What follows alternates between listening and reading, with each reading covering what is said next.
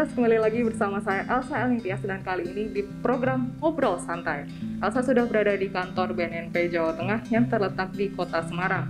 Kali ini kita akan membahas topik yang cukup berat tapi pastinya informatif, yaitu tentang situasi penyalahgunaan dan peredaran narkoba khususnya di Jawa Tengah. Nah, seperti yang kita tahu, Presiden Joko Widodo bahkan mengeluarkan statement bahwa narkoba itu sudah menjadi momok yang menakutkan dan juga gawat darurat narkoba untuk Indonesia. Nah, untuk itu kali ini Tribuners kita akan berbincang-bincang dengan salah satu tokoh yang mumpuni dalam bidangnya, yaitu Kepala BNNP Jawa Tengah, Bapak Benny Gunawan. Perkenalkan, nama saya Benny Gunawan sebagai Kepala BNN Provinsi Jawa Tengah. Saya sangat senang sekali dalam acara kegiatan ini dan saya akan memberikan informasi seputar penyalahgunaan narkoba di wilayah Jawa Tengah. Nah, terima kasih Pak Benny untuk samaannya. Semangat sekali ya Pak untuk pagi ini. Sehat Pak? Alhamdulillah sehat. Alhamdulillah. Di tengah pandemi COVID-19 seperti ini ya Pak, kita tetap menerapkan protokol kesehatan, memakai masker dan menjaga jarak, begitu ya Pak? Kita mungkin bisa langsung ke pertanyaan pertama mungkin ya Pak. Untuk penyalahgunaan narkoba khususnya di Indonesia dan Jawa Tengah, situasinya ini sekompleks atau serumit apa ini Pak? Baik, selamat pagi para Tribuners sekalian. Sebelumnya saya sangat berterima kasih dengan kegiatan ini dan saya menyambut baik kegiatan daring ini untuk memberikan wawasan, memberikan informasi penting sekitar narkoba di wilayah Jawa Tengah ini. Perlu diketahui Mbak ya, bahwa Indonesia sekarang ini dalam keadaan darurat narkoba. Mengapa demikian? Dari hasil survei penelitian oleh Lembaga Ilmu Pengetahuan LIPI dan BNN sendiri, sekarang ini angka prevalensi untuk penyalahgunaan narkoba di seluruh Indonesia ini 1,8%, Mbak. Ya. Jadi kalau kita kalikan dengan jumlah populasi di Indonesia ini yang notabene 260 juta jiwa, maka angka itu jatuh di 4 juta penyalahguna narkoba sekarang ini. Dimana dari 4 juta itu lebih dari 40.000 kasus yang sudah kita tangani. Wah, cukup banyak ya Pak. Ya. Dan sekarang ini yang menjadi korban penyalahguna ini adalah para milenial yang umurnya berusia di bawah 30 tahun. Nah, ini yang sangat riskan dan sangat mengkhawatirkan. Oleh karena itu, kami di BNN Provinsi Jawa Tengah ingin berbuat sesuatu ya, karena korban-korbannya ini banyak sekali pelajar, mahasiswa, dan juga ada yang tidak bekerja, yang tidak mempunyai mata pencarian. Nah, oleh karena itu, khususnya di Jawa Tengah ini, memang angka prevalensinya di bawah nasional, yaitu 1,3%. Namun itu tadi, kalau kita kalikan dengan jumlah populasi penduduk Jawa Tengah ini yang notabene berjumlah 34 juta, ya, maka jatuh penyalahgunaan narkoba korbannya di Jawa Tengah ini sebanyak 500.000 orang. Wah, ini kita harus berbuat sesuatu nih, jangan sampai ini dibiarkan. Karena kalau kita biarkan ini sangat berbahaya, generasi muda kita lambat laun akan lebih banyak lagi. Nah, upaya-upaya yang dilakukan oleh kita baik dari hard power, soft power, dan smart power. Nanti kami akan jelaskan. Nah, kemudian juga perlu diketahui juga bahwa tahun 2021 ini Kepala BNN RI sudah mencanangkan tagline War on Drugs. War on drugs ya. Ya, atau perang terhadap narkoba ya. Di mana tujuannya adalah untuk mewujudkan Indonesia bersih dari narkoba. Nah, ini yang nanti akan kita bahas untuk bagaimana hal-hal yang saya jelaskan tadi. Mungkin ya Pak ya? Ya gitu. Jadi dari BNN sendiri sudah ada responnya ya, Iya. war on drugs itu.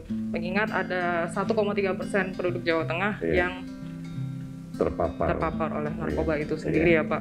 Waduh, ini cukup berat juga ya, 500.000 penduduk loh. Itu angka yang cukup tinggi. Penyalahgunanya. Tapi kalau mungkin Tribuners juga pada kepo, untuk narkobanya sendiri, yang paling banyak disalahgunakan itu tipe yang apa Pak? Sedangkan jenis narkoba yang banyak beredar di wilayah kita ada 5, yaitu yang pertama dari ganja, ya, kemudian sabu-sabu, kemudian ekstasi masih beredar, kemudian juga ada pil koplo dan dextro.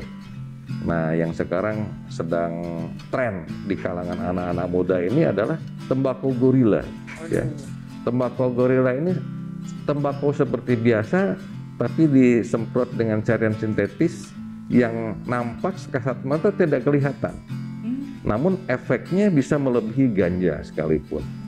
Nah, ini harganya murah, dapat terjangkau oleh para pelajar dan mahasiswa. Namun ini efeknya lebih berbahaya. Nah, ini yang sekarang sedang kita galakan, kasus-kasus ini untuk kita segera ungkap sampai jaringan-jaringannya. Nah, khusus untuk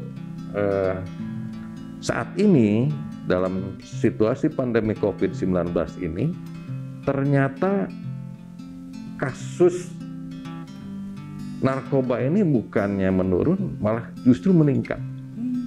Nah, ini yang betul-betul kita khawatirkan ya, karena di wilayah Jawa Tengah ini modus operandi yang kita ungkap ini ternyata sangat kreatif, inovatif ya. Saya katakan begitu kenapa? Ternyata ganja itu dikemas dengan dicampur oleh kue ya.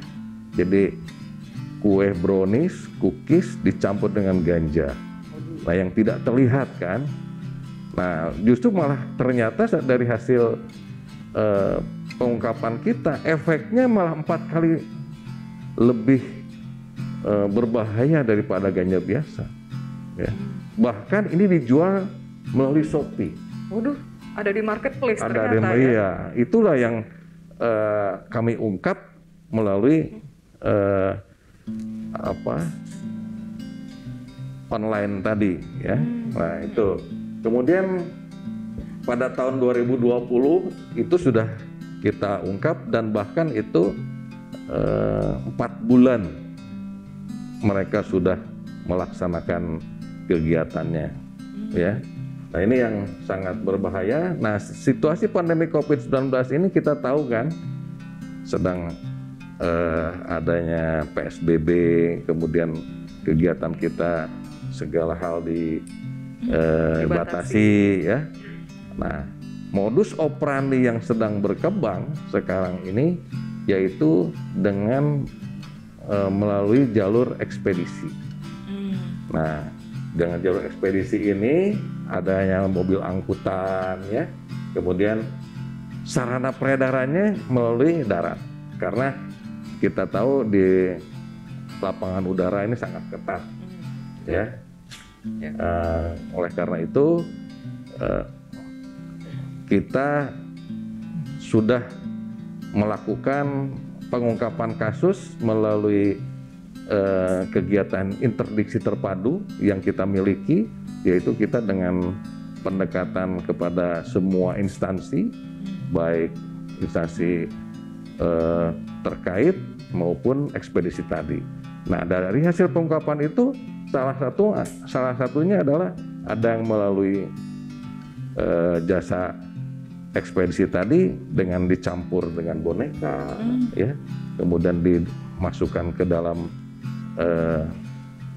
bagasi, ya, dan sebagainya. Inilah yang bisa dikatakan Jawa Tengah ini memang kalau pengungkapan kasusnya dari segi jumlah memang sedikit dibandingkan daerah-daerah Sumatera maupun Kalimantan yang langsung dari luar negeri.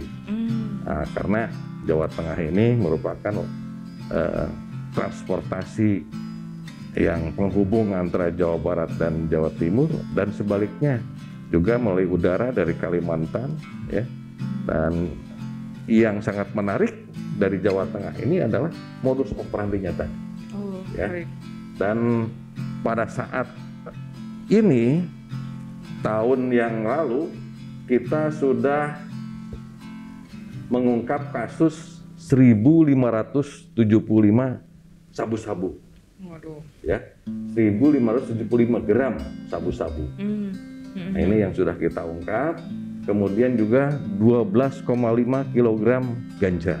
Aduh, banyak banget itu ganjanya ya. Betul. Kemudian 561 butir ekstasi, 75 butir permen THC. Nah, ini ada juga modus operandi melalui permen.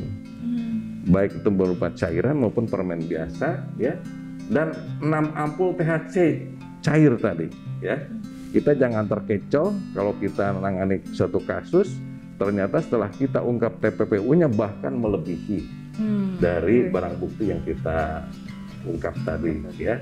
Inilah di tahun 2021 yang sekarang sedang kita tangani ini, banyak peredaran tembakau gorila.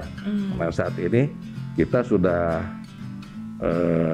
mengungkap di wilayah Batang, Banyumas, ya, yang akan kita press release besok di wilayah Banyumas dengan Bupati, dengan Forkopimda, dan juga di Jepara. Nah, ini sengaja saya mengundang para Forkopimda supaya menjadi suatu perhatian masyarakat, karena bagaimanapun juga semua pihak harus ikut terkait di dalamnya. Betul. Gitu, Mbak, ya. Setuju sekali, Pak. Apalagi ternyata penggunanya kebanyakan adalah milenial, di bawah 30 tahun. Udah gitu modus operandinya beda-beda. Kemudian ada yang diselipkan juga di boneka ataupun paket ekspedisi. Wah, parah juga ya, Pak, sebenarnya ya. Betul, Mbak, ya. Untuk terkait dengan hal-hal yang sudah dijabarkan sebelumnya, dan ada tadi juga semangat War on Drugs ya untuk programnya.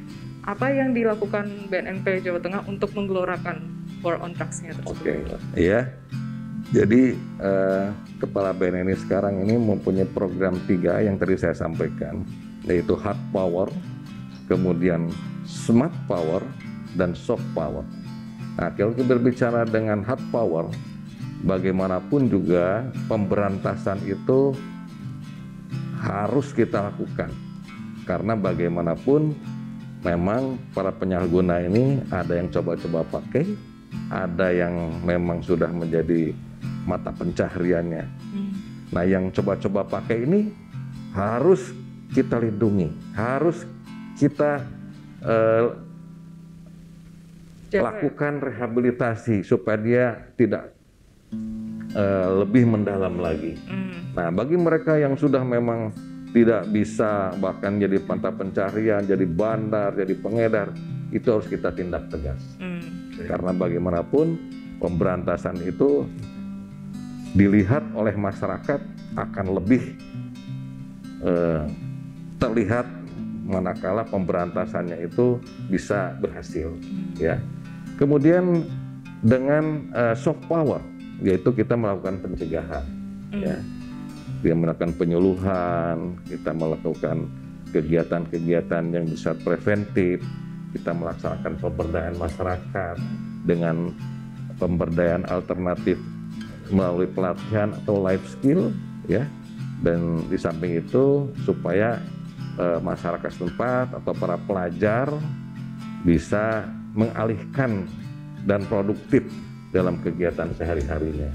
Kemudian yang ketiga adalah melalui smart power.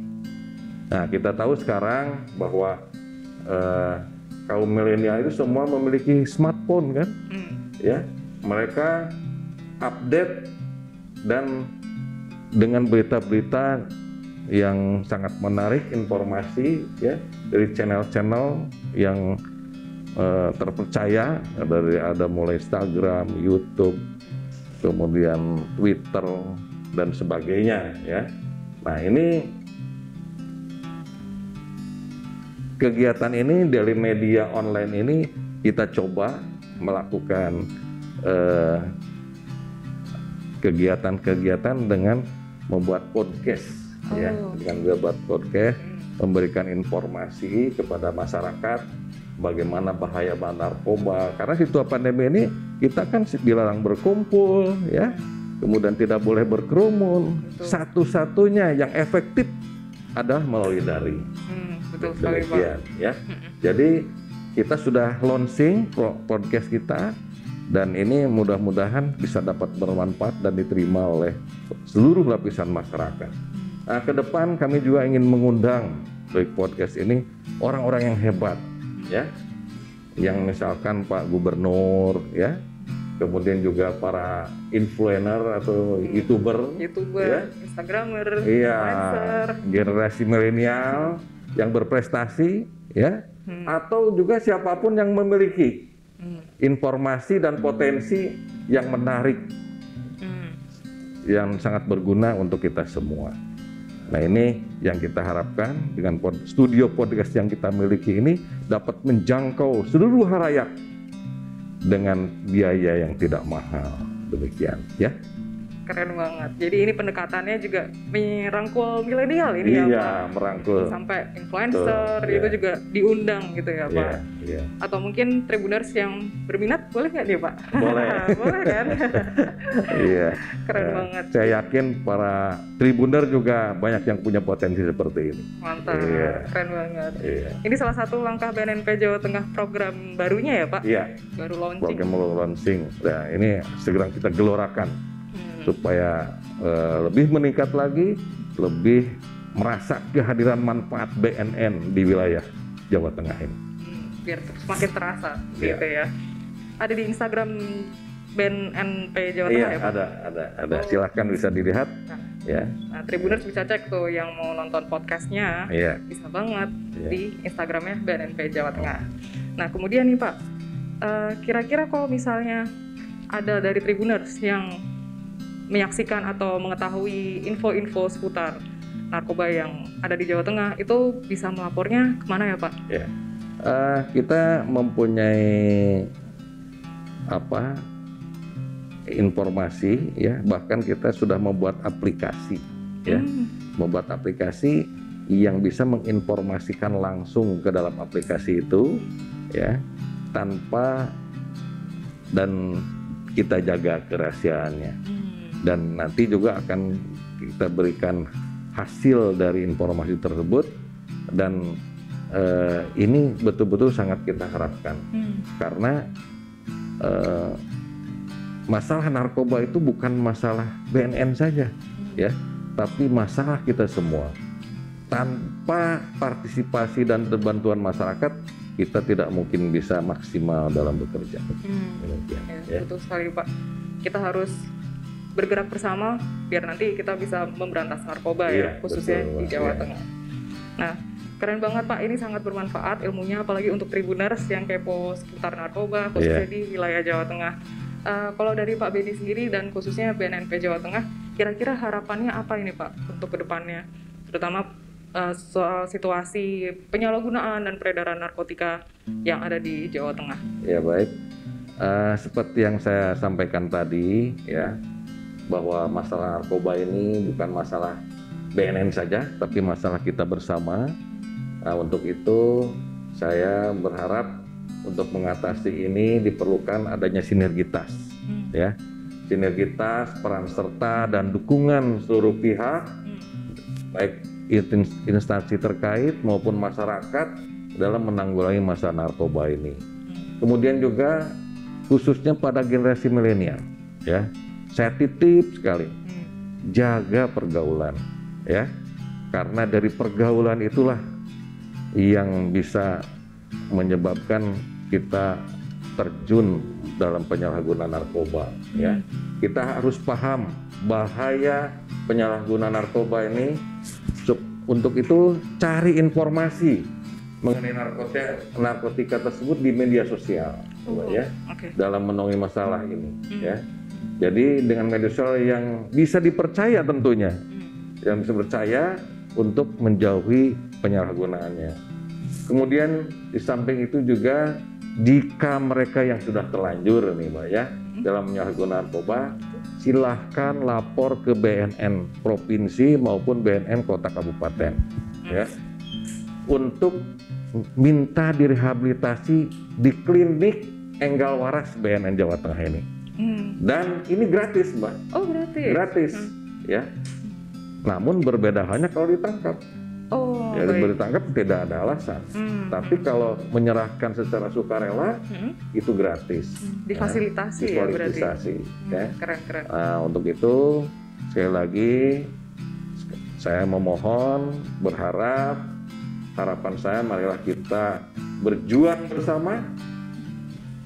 Kemudian juga menjaga diri kita untuk jangan sampai terkena penyalahgunaan narkoba, dan kita sama-sama untuk memberikan slogan tagline tadi War on Drugs, dan untuk itu juga BNN Jawa Tengah mempunyai tagline Mbak. Oh, tagline apa nih kalau boleh? Jateng Gayang lawan narkoba bareng-bareng. Jateng Gayang lawan narkoba bareng-bareng. Wah, keren banget. Demikian.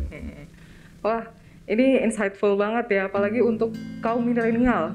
Saya pun mewakili kaum milenial pun juga mendapat insight baru, mendapat pengetahuan baru seputar narkoba yang ada di Jawa Tengah nih. Mungkin ada beberapa dari Tribuners yang kurang aware gitu ya Pak, yang kurang paham. Dan tadi pun ternyata kalau misalnya ada yang terjerumus dengan narkoba, bisa langsung ke rehabilitasinya ya Pak, Enggal Waras namanya. Klinik Enggal Waras. Klinik Enggal Waras. Kalau boleh tahu letaknya di mana Pak? Di bawah.